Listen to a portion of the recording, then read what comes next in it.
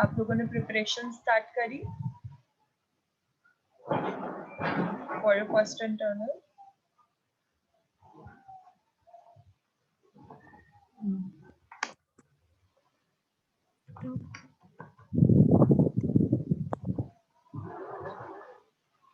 Okay, तो memorandum of association हम लोगों ने स्टार्ट किया था। हम लोग इसका आज फॉर्मेट करेंगे, alteration process and article of association. ठीक है, okay. Memorandum of association basically the foremost जो आपको सबसे पहले चाहिए होता है document, that is memorandum of association.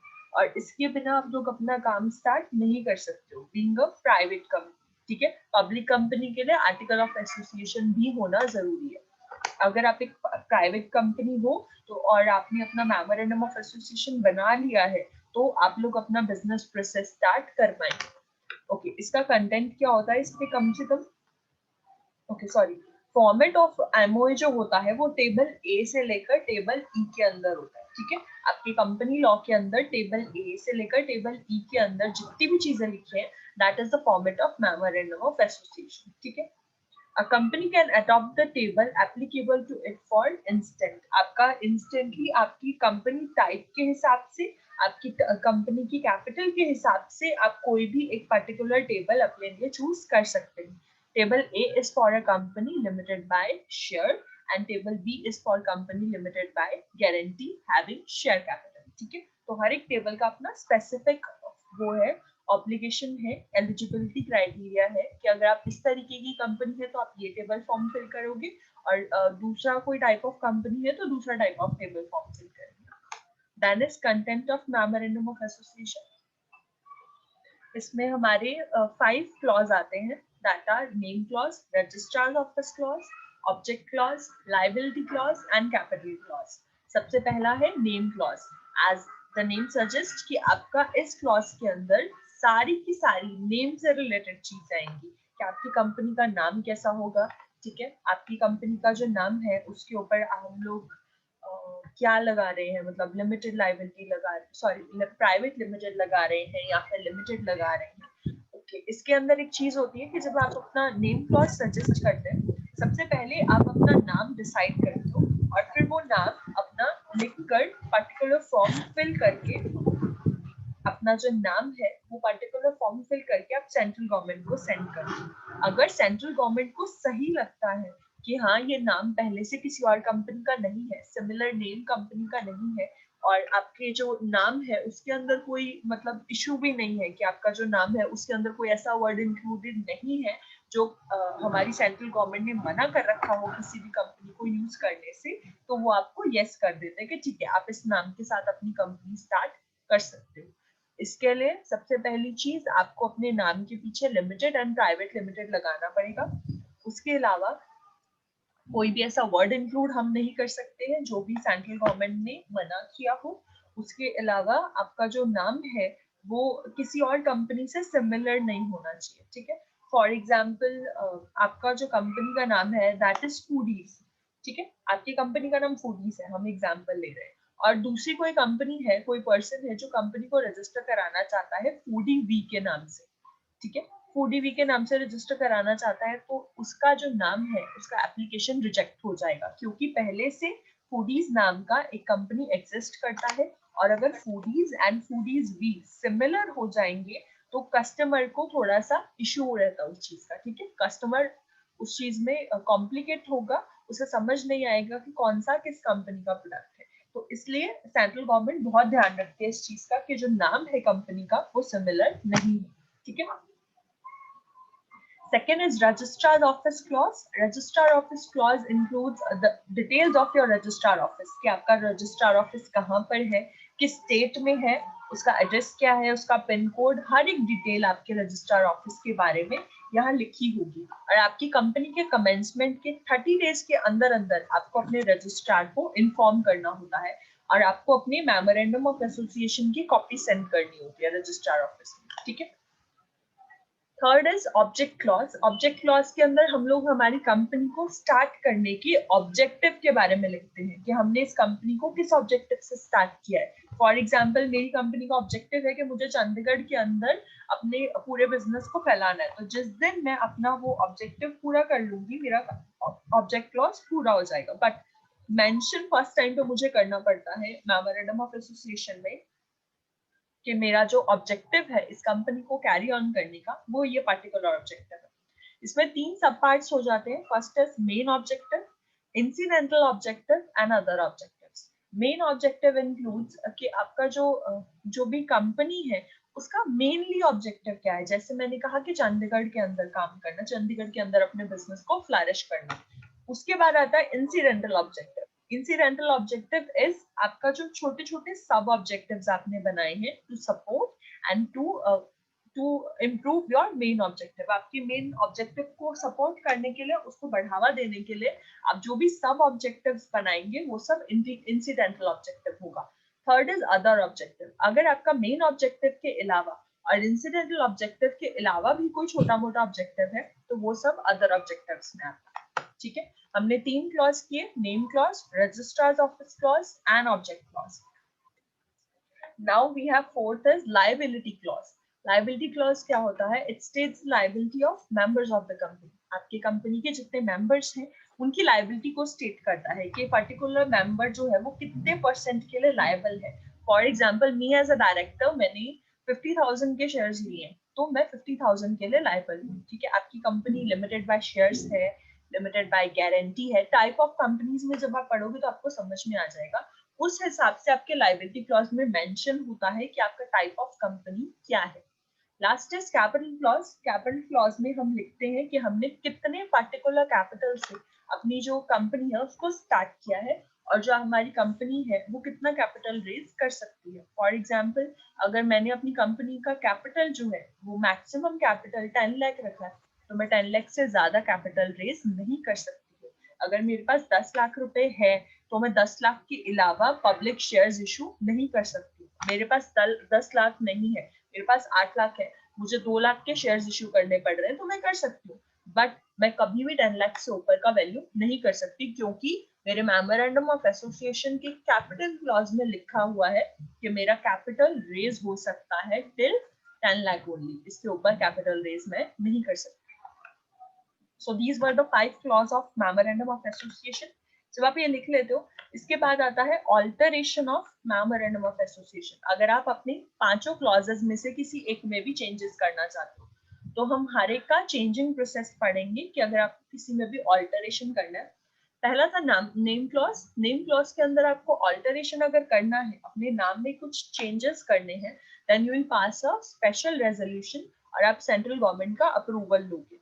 ठीक है, बट अगर आपको सिर्फ अपनी कंपनी के नाम में इतना ही चेंज करना है कि उसे प्राइवेट लिमिटेड से लिमिटेड चेंज कर रहे हो या फिर लिमिटेड से प्राइवेट लिमिटेड कर रहे हो तो उस टाइम पे हमें सेंट्रल गवर्नमेंट की परमिशन रिक्वायर्ड नहीं है। सिर्फ एक रेजोल्यूशन पास कर दोगे, दैट विल बी सफिशिएंट। ठीक है, उसके बाद आता है कि अगर आप अपनी कंपनी का नाम चेंज कर रहे हैं तो आपको अपने कंपनी का जो नाम चेंज किया है उसके बारे में अपने रजिस्ट्रार ऑफिस को इन्फॉर्म करना पड़ेगा।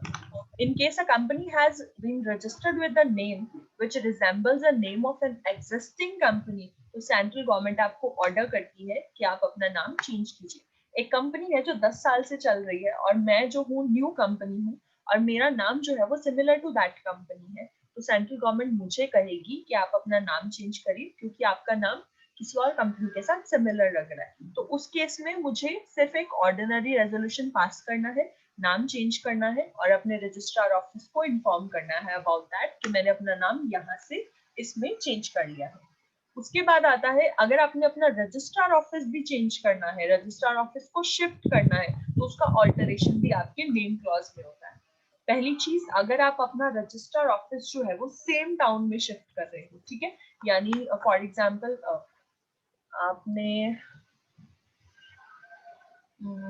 सेक्टर 10 में आपका जो था वो रजिस्ट्रार ऑफिस था, आपने सेक्टर 10 के ही एक एरिया से दूसरे एरिया में शिफ्ट करना है, सेक्टर 10 के अंदर ही है। ठीक है, तो उस टाइम पे आपको क्या करना है, आप अपना चेंज करेंगे और साथ के साथ 30 डेज के अंदर अंदर रजिस्ट्रार को आप इन्फॉर्म करोगे कि मैंने अपना रजिस्ट्रार ऑफिस शिफ्ट कर लिया है। सेकेंड केस है जब आप अपना एक टाउन से दूसरी टाउन पे जा रहे हो। फॉर एग्जाम्पल मैं बोलूँ आपको कि मैं ज़ीरकपुर से पंचकुला शिफ्ट कर रही हूँ, ठीक है, या फिर ज़ीरकपुर से मैं किसी और जगह पे शिफ्ट कर रही हूँ, तो वो अगर उस तरीके का कोई शिफ्ट होगा तो उसके लिए हमें स्पेशल रेजोल्यूशन पास करना पड़ेगा, और उसके बारे में भी मैं अपने रजिस्ट्रार को नोटिफाई करूंगी कि मैंने अपना जो रजिस्ट्रार ऑफिस है वो एक टाउन से दूसरे टाउन या एक विलेज से दूसरे विलेज में शिफ्ट कर लिया है। थर्ड इज जब मैं अपना जो रजिस्ट्रार ऑफिस है वो एक स्टेट से दूसरा स्टेट में शिफ्ट कर रही हूँ, ठीक है, मैं पंजाब से अगर अरुणाचल लेकर जा रही हूँ या फिर पंजाब से हिमाचल लेकर जा रही हूँ, तो मैं एक स्टेट से दूसरे स्टेट में अगर अपने रजिस्ट्रार ऑफिस को शिफ्ट कर रही हूँ तो उसके कुछ पर्टिकुलर रीजन होने चाहिए। इन रीजन के अलावा कोई भी रीजन होगा तो आपको अलाउ नहीं किया जाएगा to shift your registrar office.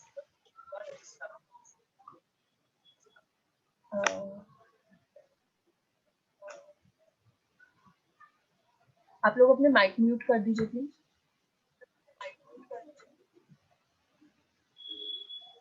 Thank you, क्योंकि वो आवाज दोबारा से वापस आ रही है। चलो, केसेस पढ़ रहे थे हम लोग, रीजन पढ़ रहे थे कि हम लोग किन किन रीजन से अपने रजिस्ट्रार ऑफिस को इंटरस्टेट चेंज कर सकते हैं या फिर शिफ्ट कर सकते हैं। पहला है अगर आप अपने बिजनेस को और ज्यादा फ्लरिश कराना चाहते हो, इकोनॉमिकली स्ट्रॉन्गर करना चाहते हो। Secondly to achieve the important purpose of the company, अगर आप कंपनी का कुछ मेन पर्पस अचीव करना चाहते हो जो कि उस एक पर्टिकुलर स्टेट में जाके ही हो सकता है, तो आप शिफ्ट कर सकते हैं। To expand its operation of current location, अगर करंट लोकेशन के अंदर जो भी ऑपरेशन चल रहे हैं आप उसे एक्सपैंड करना चाहते हो, उस केस में भी आप अपने रजिस्ट्रार ऑफिस को इंटरस्टेट चेंज शिफ्ट कर सकते हो। If you want to control your existing objective, अपने पर्टिकुलर ऑब्जेक्टिव को कंप्लीट करने के लिए आप जो भी काम कर रहे हैं उसके लिए जरूरी है कि आपको दूसरी स्टेट में जाना पड़ेगा, then you can shift. Next is जब आप अपने बिजनेस का कुछ पार्ट या फिर पूरा का पूरा बिजनेस जो है वो सेल आउट करना चाहते हो, तो उस केस में भी आपका रजिस्ट्रार ऑफिस शिफ्ट हो सकता है।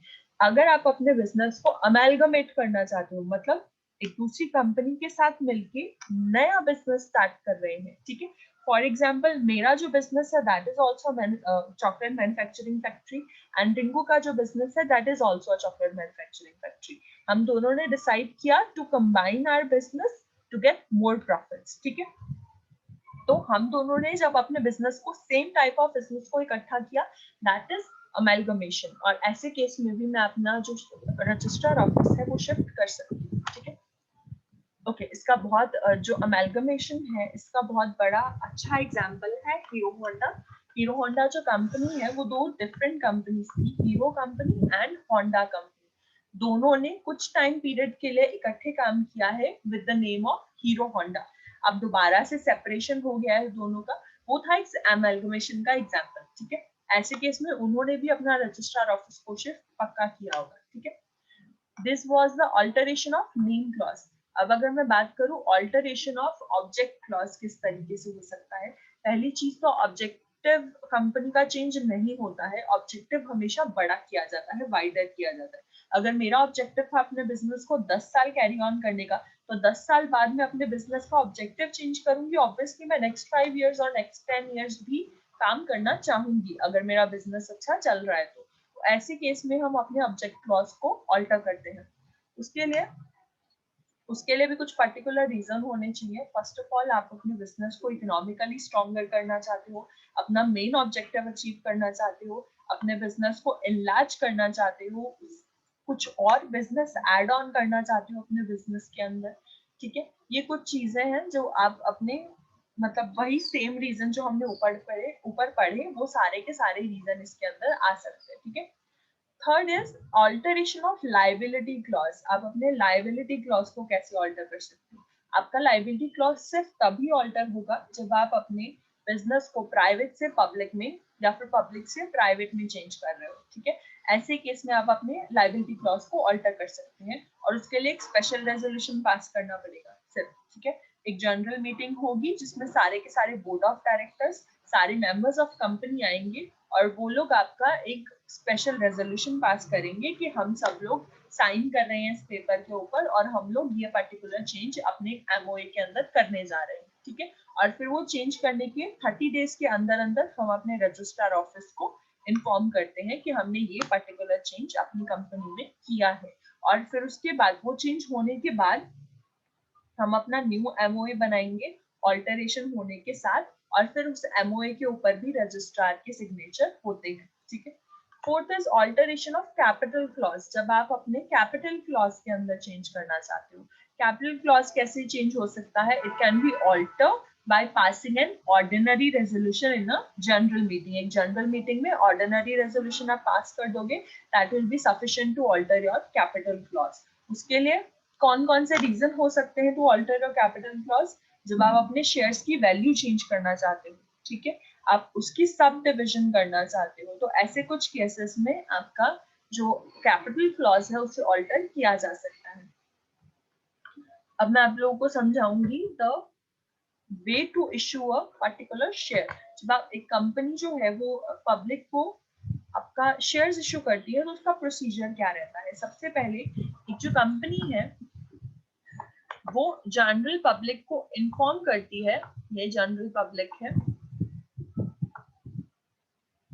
पब्लिक को कंपनी इन्फॉर्म करेगी that we have some shares, ठीक है। जो भी परचेज करना चाहता है वो हमें एप्लीकेशन सेंड करे। जैसे कि एक खाली वैकेंसी के लिए होता है ना कि इस जगह पे ये वैकेंसी है, एप्लीकेशन भेजिए, तो same with the shares company बताती है मार्केट के अंदर कि मेरे इतने शेयर्स हैं जो मैं इशू करना चाहती हूँ, तो उसके लिए पब्लिक जो है एप्लीकेशन सेंड करती है कि मुझे इतने पर्टिकुलर शेयर्स चाहिए, मुझे 200 शेयर चाहिए, मुझे 300 शेयर चाहिए। फॉर एग्जाम्पल मेरी कंपनी ने बोला कि मेरे पास 500 शेयर्स हैं, 10 रुपीज ईच, @10 रुपीज, ठीक है। ये कितने शेयर्स हो गए? This will become 5000। मेरे पास 5000 शेयर्स है, 5000 रुपीज के शेयर्स है। अब पब्लिक क्या करेगी? पब्लिक एप्लीकेशन सेंड करेगी। हमारे पास कितने स्टूडेंट्स हैं आज प्रेजेंट? 3 स्टूडेंट्स हैं। कंपनी के पास 3 एप्लीकेशन आए, पहली न्योम ने भेजी, दूसरी हिकम ने, और तीसरी रिंगू ने सेंड करी। न्योम ने बोला कि उसे 100 शेयर्स चाहिए, रिंगू ने बोला कि उसे 200 शेयर्स चाहिए, और हिकम ने बोला कि उसे 300 शेयर्स चाहिए। दिस इज पार वैल्यू कि मेरे पास 500 शेयर्स थे और मेरे पास जो एप्लीकेशन है वो भी 500 रुपीज की आई है। कई बार ऐसा होता है कि आपके जितने शेयर्स होते हैं उससे ज्यादा की एप्लीकेशन आ जाती है। 500 शेयर्स आप इशू करना चाहते हो, एप्लीकेशन 700 के लिए आ जाएंगी, तो उसमें कुछ डिसीजन का प्रोसीजर होता है कि हमें कितने शेयर्स किसको देने, ठीक है। अभी के लिए रिंगू ने बोला था कि उसे 200 शेयर्स चाहिए, तो मैंने 200 फॉर 10 रुपीज रिंगू को दे दी। 200 for 10 rupees it will become 2000, ठीक है। हिकम के पास 1000 शेयर्स होंगे, नहीं सॉरी, न्योम के पास 1000 शेयर्स होंगे और हिकम के पास कितने होंगे? 3000 shares. This is the value of your share. और जो कंपनी होती है वो कभी भी इकट्ठे पैसे नहीं मंगाती, ठीक है। आप तीनों को मैंने बोला कि मैं आपसे 1000 रुपए लूंगी, न्योम को बोला मैंने मैं आपसे 1000 रुपीज लूंगी, रिंगू को मैंने बोला मैं आपसे 2000 लूंगी, और हिकम को बोला मैंने आपसे 3000 लूंगी, बट मैं वो पैसे कभी भी इकट्ठे नहीं मंगाऊंगी। एक पर्टिकुलर इसके लिए भी प्रोसीजर फॉलो किया जाता है। जब मैंने एप्लीकेशन मंगवाई तब मैं कुछ पैसे मंगा सकती हूँ। फॉर एग्जाम्पल मैंने 1 रुपी बोल दिया कि मुझे 1 रुपया आप लोग एप्लीकेशन के टाइम पे 1 रुपी सेंड करोगे। इट डज नॉट मीन आप लोग मुझे 1 रुपी देने वाले हो। आपकी जितनी शेयर की वैल्यू है आप उसको 1 से मल्टीप्लाई करके मुझे पैसे सेंड करोगे। जैसे मैंने 100 शेयर्स न्योम को दिए थे, तो 100 इंटू 1 100 रुपीज, 100 रुपीज न्योम मेरे को सेंड करेगी। हिकम को कितने दिए थे मैंने? 300 shares, 300 into 1 this will become 300 shares, ठीक है। एंड रिंगू मेरे को कितने सेंड करेगी? 200 शेयर्स, ठीक है। अब हो सकता है कि मैं सेकेंड कॉल के टाइम पे सेकेंड टाइम में पैसे मंगवाऊंगी। कंपनी को जब जरूरत पड़ती है वो पब्लिक से पैसे मंगवाती है। सेकेंड टाइम पे हो सकता है मैं 4 रुपए मंगवा लूं, ठीक है। फिर 4 रुपए के हिसाब से आप लोग मुझे कितना कितना दोगे? रिंगू आप कितना दोगे 4 रुपीज के हिसाब से? रिंगू के 200 शेयर्स थे, आप मुझे 4 रुपीज के हिसाब से कितने कितने पैसे दोगे?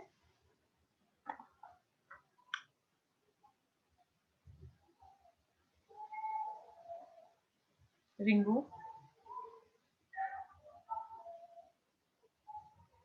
Yes ma'am. कितने कितने पैसे दोगे बच्चा मुझे 4 रुपीज के हिसाब से? मैम 4 into 2 4 into 2 कितना हुआ? 200 था 8,000 बच्चे। 8,000 राइट, 8,000। हाँ ठीक है, 8,000 आप मुझे उतने सेंड करोगे, ठीक है। तो हर एक पर्टिकुलर पर्सन के लिए पर्टिकुलर अमाउंट डिसाइड किया जाता है कि वो उसे कितने कितने टाइम पे कितने पैसे सेंड करना है, ठीक है। ये शेयर्स का टाइम समझ में आ गया? शेयर्स का समझ में आया? आइडिया लगा शेयर्स के बारे में थोड़ा बहुत? Yes ma'am. बाकी दोनों को एक नियम आप लोगों को समझ में आया? आपकी जो शेयर मार्केट होती है उसका इसी तरीके से काम चलता है कि अगर आज कंपनी ने इतने पैसे मंगाए हैं और पब्लिक ने इतने पैसे सेंड कर दिए, कंपनी को प्रॉफिट हुआ तो पैसे रिटर्न होंगे, डबल या ट्रिपल होकर, ठीक है। और अगर कंपनी को लॉसेस हो जाते हैं तो आपके सारे के सारे पैसे डूब जाएंगे, ठीक है। This is called share market, ठीक है। इस हिसाब से चलती है शेयर मार्केट। थोड़ा सा इतना ज्यादा आइडिया नहीं लगेगा क्योंकि आप लोग उस बैकग्राउंड से नहीं हो, कॉमर्स बैकग्राउंड से नहीं हो, पर जब आप उसको डीपली स्टडी करते हो तो उसमें यही सब सिस्टम चलता है, ठीक है। इक्कम एंड नियम आप लोगों को क्लियर है? Yes ma'am. ठीक है जी। Next is article of association, memorandum of association हो गया। आप लोगों को अगर क्वेश्चन आए मेमोरेंडम ऑफ एसोसिएशन का तो हर एक क्लॉज के साथ में उसका ऑल्टरेशन प्रोसीजर जरूर लिखना। अगर क्वेश्चन में स्पेसिफाई नहीं है कि ऑल्टरेशन प्रोसीजर लिखना, अगर क्वेश्चन ही ऑल्टरेशन प्रोसीजर के बारे में है तो आप पहले क्लॉज को एक्सप्लेन करोगे, फिर ऑल्टरेशन प्रोसीजर को अलग से एक्सप्लेन करोगे। अगर ऑल्टरेशन के बारे में नहीं बोला तब भी 2 से 3 लाइन ऑल्टरेशन प्रोसीजर के बारे में लिखना है, ठीक है। आर्टिकल ऑफ एसोसिएशन की बात करें तो ये वो डॉक्यूमेंट होता है जो कंपनी के रूल्स एंड रेगुलेशंस को स्पेसिफाई करे, कंपनी के डे टू डे ऑपरेशंस को स्पेसिफाई करता है कि आपके ये काम किस तरीके से होंगे, ठीक है। कंटेंट की अगर मैं बात करूं, आर्टिकल ऑफ एसोसिएशन के अंदर क्लासेस ऑफ शेयर्स लिखे जाते हैं। क्लासेस ऑफ शेयर्स कैसे? जैसे कि मैंने कहा कि मैं 500 शेयर्स इशू कर रही हूँ 10 रुपीज ईच। हो सकता है मैंने 2 से 3 बार और शेयर्स इशू की हो 400 फॉर 8 रुपीज ईच, ठीक है। Then 600 shares of 9 rupees each. तो इस तरह डिफरेंट क्लासेस ऑफ शेयर्स होती हैं। तो वो सारी की सारी वैल्यूज आपके आर्टिकल ऑफ एसोसिएशन में लिखी जाती है कि इस कंपनी ने इतने रुपीज ऑफ शेयर्स इतने इशू कर रखे हैं पहले से और इतने शेयर्स ये बाद में इशू कर सकते हैं, ठीक है। Second point, call of share. Call of share जैसे मैंने कहा कि कंपनी इकट्ठे पैसे नहीं मंगाती है। कॉल ऑफ शेयर उस टाइम कहा जाता है जब कंपनी अपने शेयर होल्डर्स को कहती है कि आप मुझे इतने इतने रुपीज पर शेयर सेंड कर दीजिए, तो that is call of share. और call of share, transfer of share, इन सब के बारे में भी आपके आर्टिकल ऑफ एसोसिएशन में लिखा जाता है। यहाँ पे एक वर्ड लिखा हुआ है फोर फीचर। फोर फीचर का मतलब होता है कि जब फॉर एग्जाम्पल मैं as a shareholder, company ने पैसे मुझसे मांगे, मैं शेयर होल्डर हूँ कंपनी की और कंपनी ने मुझसे पैसे मांगे हैं और मैं पैसे नहीं दे पाई हूँ, कंपनी की कॉल के बावजूद मैंने पैसे नहीं दिए हैं, तो वो मुझसे सारे के सारे शेयर्स वापस ले लेंगे। That will be called four feature of shares, ठीक है। जो पहले पैसे जा चुके हैं वो जा चुके हैं, अब मैं और पैसे नहीं दूंगी, कंपनी मुझसे शेयर वापस ले लेगी। Next third point is directors के बारे में लिखा जाता है। आर्टिकल ऑफ एसोसिएशन में सारे डायरेक्टर्स की डिटेल्स लिखी जाएंगी। This is name of director, ये उनका फोन नंबर है, ये उनका एड्रेस है, उनका शेयर कैपिटल है, उनको इतने शेयर्स दिए जा रहे हैं, उनको इतने पैसे दिए जा रहे हैं, इस डायरेक्टर को ये हक दिया गया है, ये ड्यूटी दी गई है, वो सब चीजें आपके आर्टिकल ऑफ एसोसिएशन में लिखी जाती है। मीटिंग्स के बारे में लिखा जाता है। सब कुछ पहले से स्पेसिफाइड होता है कि इस कंपनी की जो मेन जनरल मीटिंग है वो साल में कितनी बार होगी। कुछ कंपनी साल में 4 बार मेन मीटिंग्स रखती है, कुछ कंपनी 2 बार रखती है। नॉर्मल आपकी नॉर्मल वर्किंग के लिए मीटिंग कितनी मर्जी हो सकती है, बट जो मेन मीटिंग होती है जिसमें हर एक मेंबर को आना जरूरी होता है, वो आपके आर्टिकल ऑफ एसोसिएशन में पहले से नोटिफाइड होता है। देन अकाउंट्स की डिटेल्स भी आपके आर्टिकल ऑफ एसोसिएशन में लिखी जाती है। आपके ऑडिटर्स के बारे में लिखा जाता है। Who are auditors? ऑडिटर्स वो होते हैं जो आपके अकाउंट्स को चेक करते हैं कि आपके अकाउंट सही बने हैं या नहीं बने, कुछ गलत तो नहीं है, और आपकी ऑडिटर्स को उस चीज के लिए रेम्यूनरेशन पे किया जाता है, और वो रेम्यूनरेशन कितना दिया जाएगा ये डिटेल भी आर्टिकल ऑफ एसोसिएशन में लिखी जाती है। वोटिंग राइट्स, पोल होगा, वोटिंग किस तरीके से होगी, पोल के थ्रू होगी या फिर कुछ चिट्स डलवाएंगे, यस नो करवाएंगे, ये सब चीजें आपकी आर्टिकल ऑफ एसोसिएशन में मेंशन होती हैं। 8 point is dividend and reserves, आपके जितने भी पैसे पड़े हैं आपने अलग अलग रिजर्व बना रखे हैं, अलग अलग अकाउंट बना रखे हैं, आपने फंड्स के नाम पे अलग पैसे रखे हुए हैं, आपने प्रोविडेंट फंड के लिए अलग पैसे रखे हुए, आपने मेडिकल फंड के लिए अलग पैसे रखे हुए, वो सारी की सारी डिटेल्स किस अकाउंट में कितने पैसे पड़े हैं वो सब आर्टिकल ऑफ एसोसिएशन में लिखा जाता है। Then procedure for winding up, अगर आप अपनी कंपनी को बंद करना चाहते हो तो उसको बंद करने का प्रोसीजर भी आर्टिकल ऑफ एसोसिएशन में मेंशन होता है पहले से। बोरोइंग पावर ऑफ डायरेक्टर्स, अगर बोर्ड ऑफ डायरेक्टर्स कंपनी से लोन लेना चाहते हैं तो उसके बारे में भी कंपनी के आर्टिकल ऑफ एसोसिएशन में मेंशन होता है। मिनिमम सब्सक्रिप्शन, यानी एक शेयर होल्डर को कितने, कम से कम कितने शेयर्स दिए जा सकते हैं, मैक्सिमम कितने शेयर्स दे सकते हो, आप कितना कंट्रीब्यूट कर सकते हैं, वो सब चीजें आर्टिकल ऑफ एसोसिएशन में लिखी होती है। 12th is rule regarding using and custody of common seal, आपकी जो स्टैंप ऑफ कंपनी है, कॉमन सील है जो कंपनी की, वो किसके पास रहेगी, कौन उसका इस्तेमाल कर सकता है और कहाँ कहाँ पे उसका इस्तेमाल किया जाएगा, ये सब चीजें आर्टिकल ऑफ एसोसिएशन में लिखी होती है। Rules and regulations regarding conversion of fully paid shares into stock, आपके शेयर्स को अगर स्टॉक में कन्वर्ट करना चाहते हो तो भी वो आर्टिकल ऑफ एसोसिएशन में लिखा जाता है। कुछ ऐसे शेयर्स होते हैं जिनके बदले में हम लोग क्या करते हैं, अपने कुछ एसेट रख देते हैं, यानी फॉर एग्जांपल मैं बोलूं कि मैंने जो 500 शेयर इशू किए हैं उनकी जो वैल्यू है that is equal to my buildings value, ठीक है, तो मैंने अपनी एक पर्टिकुलर बिल्डिंग को उन शेयर्स के अगेंस्ट रख दिया, यानी अगर मेरी कंपनी वाइंड अप होती है और मेरे को उन शेयर होल्डर्स को पैसे देने के लिए नहीं है तो मैं अपनी उस बिल्डिंग को बेचकर जितने भी पैसे आएंगे वो सब के सब पैसे उन शेयर होल्डर्स को दूंगी। तो ऐसी कुछ चीजें भी हमारे आर्टिकल ऑफ एसोसिएशन में लिखी होती है। लेन ऑफ स्टॉक, अगर मैं कुछ शेयर्स को अपने कंट्रोल में रख रही हूँ तो उनके बारे में भी लिखा जाता है। बात आती है आर्टिकल ऑफ एसोसिएशन के ऑल्टरेशन की, अगर मैं आर्टिकल ऑफ एसोसिएशन में एओए के अंदर ऑल्टरेशन करना चाहती हूँ तो उसके लिए क्या है, AOA should not sanction anything illegal, AO के अंदर कुछ भी हमारी इलीगल चीज नहीं लिखी जानी चाहिए। They should be for the benefit of the company, जो चीजें भी इसमें लिखी जाएंगी वो सब बेनिफिट ऑफ कंपनी के लिए होंगी, कुछ भी कंपनी को नुकसान पहुंचाने के लिए नहीं होगा। They should not lead to breach of contract with third party, किसी थर्ड पार्टी के साथ कुछ गलत करने के लिए भी आर्टिकल ऑफ एसोसिएशन अलाउ नहीं करता। Following are the rules regarding alteration. A company may alter its article with a special resolution. एक special resolution pass करके आप अपना AOA alter कर सकते हो.